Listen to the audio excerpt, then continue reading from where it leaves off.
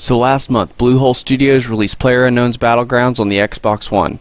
But if you don't have one of the Xbox One X, are you at a huge disadvantage? Let's talk about this.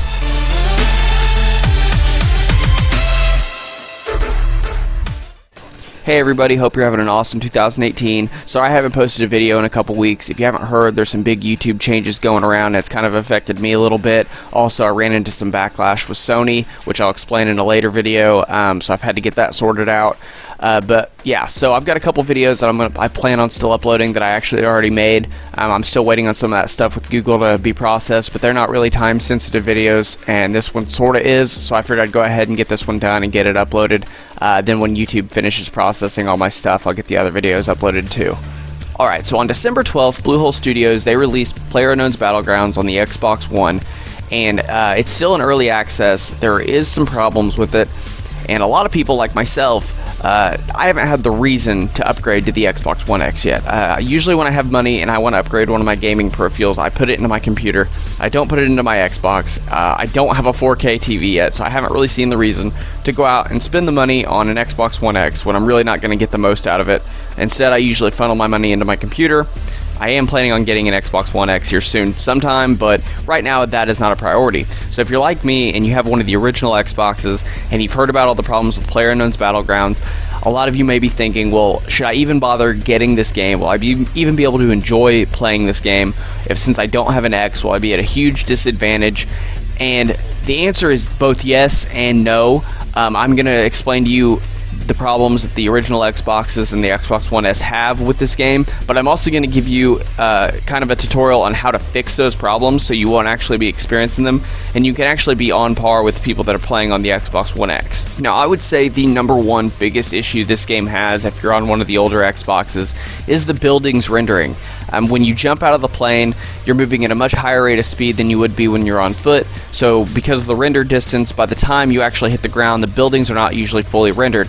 They'll look like they're melting, and you can either phase through walls, or you can get stuck in walls, or get stuck in ceilings, or you can just die when you try to go through a doorway. I mean, and it is a bear. It's a nightmare. It's not fun, and it gives people that have the Xbox One X a huge advantage because their console's rendering these buildings faster. They're able to land, loot, while you're waiting about 30 seconds or so for the buildings to fully render. But believe it or not, this doesn't actually have anything to do with the processing power of the Xbox One X or the amount of memory it's got. This all has to do with something you can actually fix on the original Xbox and the Xbox One S. Now, the original Xbox One and the Xbox One S all have 5400 RPM SATA 2 internal drives. So that means they're actually limited to 300 megabytes per second read speed. But the Xbox One and the Xbox One S also have USB 3.0 ports that you can connect external drives to. And USB 3.0 is actually capable of reading at 640 megabytes per second instead of the 300 megabytes per second.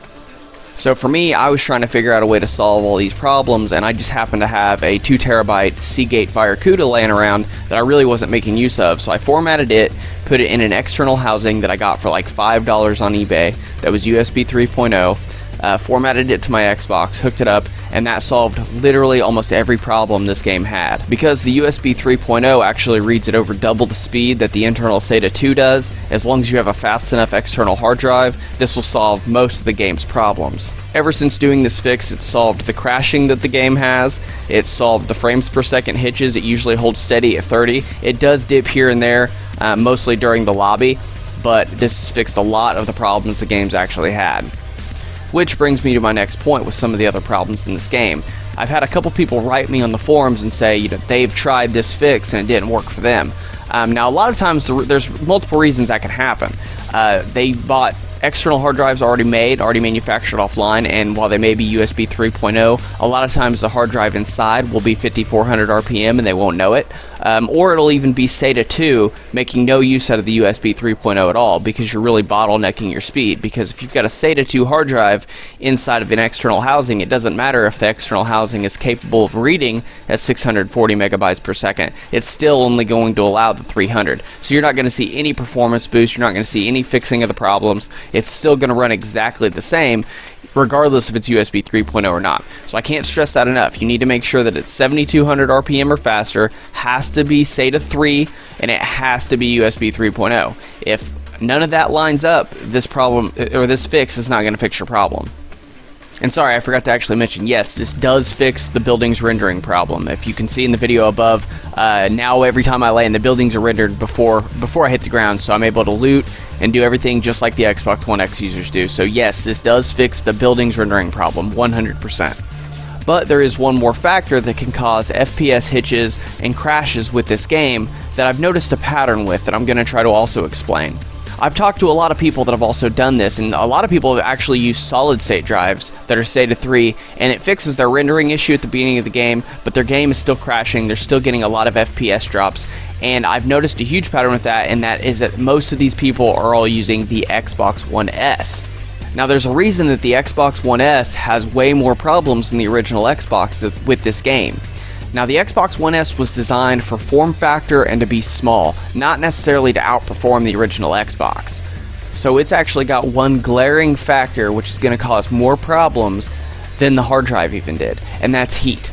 The Xbox One S gets much hotter than the original Xbox does. The original Xbox has a lot more cooling capability, it's a bigger case, it's got bigger fans on it, the power block is external rather than internal, so you have a lot more heat in the Xbox One S, which causes a huge problem for a game of this scale, and that's throttling.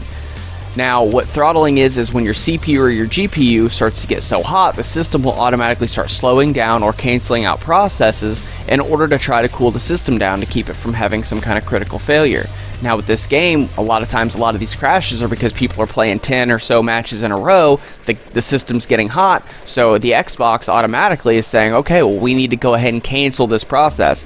It's slowing down, so they cancel it. Now with the FPS drops, it's the same thing. The system's getting hotter, so it's canceling processes. It's trying to slow the game down in order to try to keep the system cool, which is why the Xbox One S has this huge glaring problem that the original Xbox, after you make sure that you got the hard drive set up the right way, you don't really experience that problem anymore. And that's just because the Xbox One S gets so much hotter than the original Xbox, causing throttling.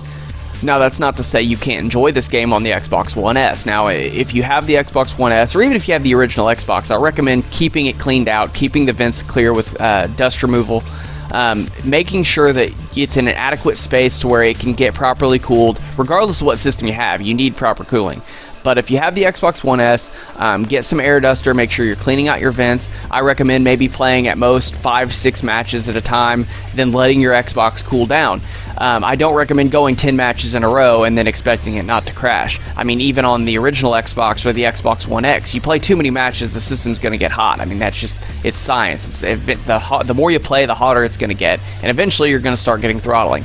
So if you want to keep performance, you want to be able to play the game at a steady frames per second, just take little breaks, take breaks in between, keep all your vents cleaned, keep them dusted out, and that will fix the throttling issue. All in all, the game is in early access. I do think they will end up getting the hard drive issue fixed. It's just a matter of optimizing the game and changing the way they do their compression on the files, because this game is a lot smaller than its PC counterpart, and I think that a lot of that has to do with the way they compress their files and decompress them as the game goes in order to try to make them run on a weaker system than a PC. But all in all, even if you don't have the external hard drive or the means to do it right now, it's still a fun game. You're really only at a disadvantage if you land in a highly populated area for the first like 30 seconds of the match. After that, it does smooth back out. Even before I did this fix, I was still having tons of fun playing with my friends and stuff. So even if you don't have the means to this fix right now, it's still a fun game to get if you want to give it a shot. It is a lot of fun. I do recommend doing this fix, even for just the long run, if you don't plan on getting an X anytime soon, though, for other games, because it's a really good way to make your system perform better with all games, not just PlayerUnknowns BattleGrounds. I've noticed a lot of performance boosts. Overwatch runs a lot better. Grand Theft Auto 5 runs a ton better. Doom renders faster. It's just, all in all, it's a good investment for your Xbox if you don't plan on getting an X, because it does boost your performance tremendously, especially on games that just have a hard time rendering stuff really quickly or have like long load screens like Grand Theft Auto 5. But if you do have friends that don't have a gaming PC and they've got it on the Xbox, I recommend getting this for the Xbox. It's still a ton of fun, fix or no fix, it's still fun. A lot of the problems, like I said, they'll probably end up working out, most of them, over the course of getting out of early access. It's still a lot of fun. If you're like me and you've got friends that don't have a gaming PC, it's fun to get it and be able to play with them. Or if Also, like me, you just sometimes like to sit on your couch with a controller and don't feel like the hassle sitting in front of a desk and a mouse and keyboard to play the game. I don't like to break out my mouse and keyboard unless I'm really going to invest several hours into the game, which is very rare. So sometimes I just like to grab a controller, sit down, and play. None of that PC Master Race crap. I love building PCs and stuff, but I also am aware that sometimes I don't want to sit in front of a desk. Sometimes I would prefer to sit in front of my TV on my couch. So if you're like that and you want to have fun with this game, I do recommend it. It's a ton of fun. And again, sorry I haven't posted a video in a couple weeks. YouTube's taking their time processing some stuff. They've made some big changes. I'm sure you've heard about it from other YouTubers. It sort of affected me. They said they should have it fixed by late January. But as quickly as this channel's been growing, I didn't want to really post a bunch of videos until they get this fixed, because it does affect me. And I just wanted to make sure that they get this stuff organized and fixed before I posted too many more videos. So I've got a couple more videos will be uploaded as soon as I get that fixed. Also this week I'm going to be doing the Sea of Thieves closed beta. If you have access to the closed beta and you want to be part of my crew, I've got myself and one other guy that's going to be helping me with the channel in the future. If you're interested in getting some footage and being in a let's play and a review of the game on this channel, shoot me a private message or leave a comment down below. So like I said, I'm looking for 2 more people to join me and the other guy. So we're going to be doing that. I've got Dragon Ball Fighters is dropping on Friday. I'm going to be doing gameplay on that. I actually did the open beta on that and was going to do a video about it, but just decided since the game's dropping in a couple days, there's no point in actually taking the time to make a whole video on the closed beta or the open beta and then doing the video on the full game. Might as well just wait to do the video on the full game. But that's all I got for this video. If you like this video, please hit that like button or leave a comment down below. If you want to see more, please click that subscribe button. Thank you all for helping us hit 2,000 subscribers, and I look forward to seeing you guys next time. See ya.